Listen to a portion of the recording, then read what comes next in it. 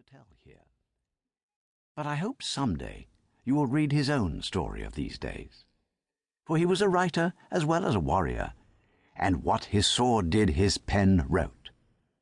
Every American boy and girl should read his story, for he has been called the first American writer. Now, with this saucy, swaggering fellow on board, troubles were not far to seek. The voyage was long and tedious. For 6 weeks adverse winds kept the little fleet prisoner in the English Channel within the sight of English shores, a thing trying to the tempers of men used to action and burning with impatience to reach the land beyond the seas. They lay idle with nothing to do but talk.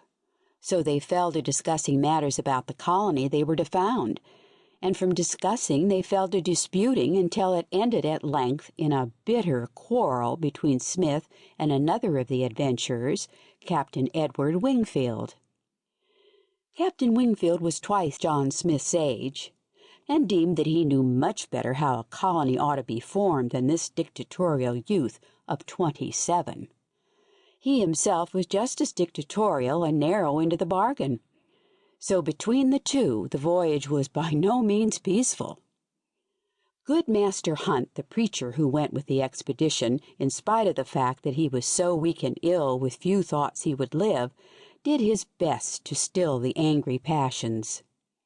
To some extent he succeeded, and when a fair wind blew at length, the ships spread their sails to it and were soon out of sight of England. 2 months of storms and danger passed before the adventurers sighted the West Indies. Here they went ashore on the island of San Dominica. Delighted once more to see land and escape from the confinement of the ship, they stayed 3 weeks among the sunny islands. They hunted and fished, traded with the savages, boiled pork in hot natural springs, feasted on fresh food and vegetables, and generally enjoyed themselves. But among all this merrymaking, Wingfield did not forget his anger against John Smith. Their quarrels became so bad that Wingfield decided to end both quarrels and John Smith. So he ordered a gallows to be set up, and having accused Smith of mutiny, made ready to hang him. But John Smith stoutly defended himself. Nothing could be proved against him. He laughed at the gallows, and as he quaintly puts it, could not be persuaded to use them. Nevertheless, although nothing could be proved against him, there were many who quite agreed that Captain John Smith was a turbulent fellow. So to keep him quiet, they clapped him in irons and kept him so until the arrival in Virginia. After leaving the West Indies, the adventurers fell into more bad weather and lost their course. But finally they arrived safely in Chesapeake Bay. They named the capes on either side Henry and Charles, in honor of the 2 sons of their king. Upon Cape Henry they set up a brass cross upon which was carved Jacobus Rex, and thus claimed the land for England. Then they sailed on up the river, which they named James River, in honor of the king himself. Their settlement they named Jamestown, also in his honor. Jamestown has now disappeared, but the 2 capes and the river are still called by the names given them by these early settlers. Before this expedition sailed, the directors of the company had arranged who among the colonists were to be the rulers. But for some quaint reason, they were not told.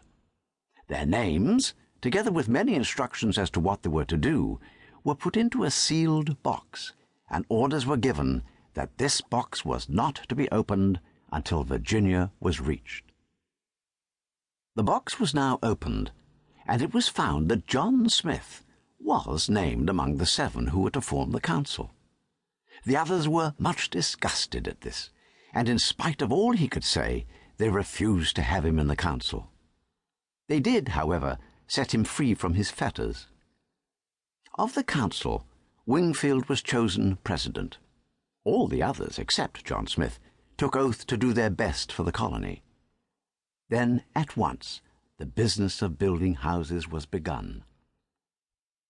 While the council drew plans, The men dug trenches. To keep listening to this audiobook, I've left you a link in the description so you can do it, at no cost thanks to Audible's 30-day free trial.